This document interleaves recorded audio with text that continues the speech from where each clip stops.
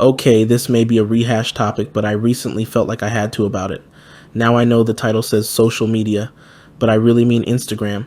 That app is literally crack on steroids, and I say on steroids because this app do not differentiate.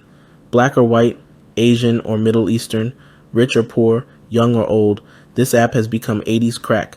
Now stay with me. I know that the comparison might seem extreme, but it's worth delving into the ways Instagram has come to command such control over modern life and how it parallels with the impacts of crack cocaine during its reign. So, the first way that both crack and Instagram are similar is the instant gratification that they both give. Now, when it comes to crack, speaking from experience, now hold on, now I'm joking, but in all honesty, crack provided an instant high. The Instagram app is literally designed to provide instant gratification in the form of likes, comments, and shares. It's almost like your first time being introduced to candy. If you was like me the first time I ate candy, I wanted more off that, like give me like 10 more pieces. That's what Instagram is. It's been engineered to engage and keep users in a constant cycle of content and interaction. But even beyond that, Instagram can also lead to brain alterations, specifically dopamine. Now, dopamine is the thing in your brain that makes you feel good. When you eat, your brain produces dopamine. When you laugh, your brain produces dopamine. When you smoke crack, your brain produces dopamine. And of course, you guess it, when you receive a notification from Instagram, especially that red noti, your brain produces a dopamine surge. Now, the problem with this is that your brain gets addicted to this dopamine and it constantly needs that dopamine.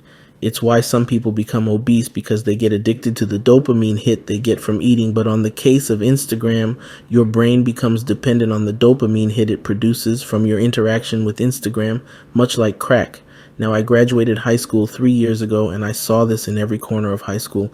There were times when we had midterms and I would sit next to a girl for the test. We were supposed to turn our phones in before we sat down for the test. I can't make this up. We're literally not even 3 minutes in, and she's checking her phone, and out of the corner of my eye, she goes to Instagram. Then out of the corner of eye, I see yellow, so she pretty much went to Snapchat, and then I look 3 minutes later, and this woman is on Instagram. We're past 10 minutes, and she hasn't even written her name. I think I saw her at graduation, so I guess that's worked out. Now, I know you're probably wondering, what about you? Let's call me Drew. I know y'all wondering, what about you, Drew?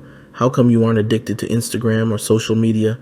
Well, it helps that my mother didn't make a phone available to me till after I was 16. And when she did, I am not gonna lie, I installed all of those apps, Insta, Snap, Twitter, all of that. I cannot tell you how drained I felt after 3 months of using those apps, especially Instagram, which I spent most of my time on. Then whenever I decided to take a break, it would literally feel like I was going through withdrawals. But then came the depression. I would constantly be splattered with people buying Ferraris, Rolls-Royce, Lamborghinis, and having the best looking women in the world, while I sat there in my own little high school, not a hope in hell of even holding hands with a girl. But the worst ones are the thirst traps. I remember the first time I downloaded the app, I didn't even follow one person, and the first post in my face was of a girl in literally a bra and underwear, with headphones, and the caption was asking me, PS5 or a night with me. When I saw the question, I was like, she can't be serious. What the hell does a night with her do for me? That PS5 will keep me company all my lonely nights, not just one. But you see what I'm saying? Instagram plays to the emotions and mental makeup of a person and of a man. These algorithms know you better than you know yourself. Only God can surpass these algorithms in knowing you. But back to the rich people I see on the app, it leads you to constantly compare yourself to these people that have things that you don't have, and it makes you feel like you aren't worthy, makes you feel like your life is being wasted. This is how I felt when I was 16, so just imagine what a 26-year-old man who was working a 9-5 job as a warehouse worker, I couldn't imagine it.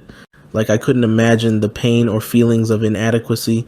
They must be feelings. Now, I don't use social media. I could honestly say I spend maybe 30 minutes on social media a month, and that's only on Twitter. I have no Instagram account and no Twitter account. But my feelings of happiness increased dramatically the moment I stopped using those social media apps. Now, there isn't anything wrong with social media. It's useful to make money and connect and meet new people, and of course, you gotta slide in those DMs. But if you spend more than 30 minutes to an hour on social media apps a day, then you're wasting your life. But if you find it hard to stop using these apps, just find something else to replace it. For me, it was reading books. I'm reading The Hawthorne Legacy right now, an awesome book, by the way. or I played more video games, or I just went to the gym. At first it was hard because I kept logging in to see what was going on, but as time went on, I deleted all my social media apps except Twitter, and am still alive. Matter of fact, I'm happier and healthier than I'd ever been. The way society has reacted to Instagram and the crack epidemic also strikes a fascinating parallel. Initially, the concerns raised about Instagram were met with a collective shrug, echoing the early denial of the crack epidemic. However, as Instagram's addictive potential and its harmful effects become harder to ignore, the murmurs of concern have grown into a call for action. No analogy is perfect, and Instagram, unlike crack, has the potential to be a powerful tool for creativity, connection, and learning when used responsibly. Yet, the more we examine the two, the clearer the parallel becomes.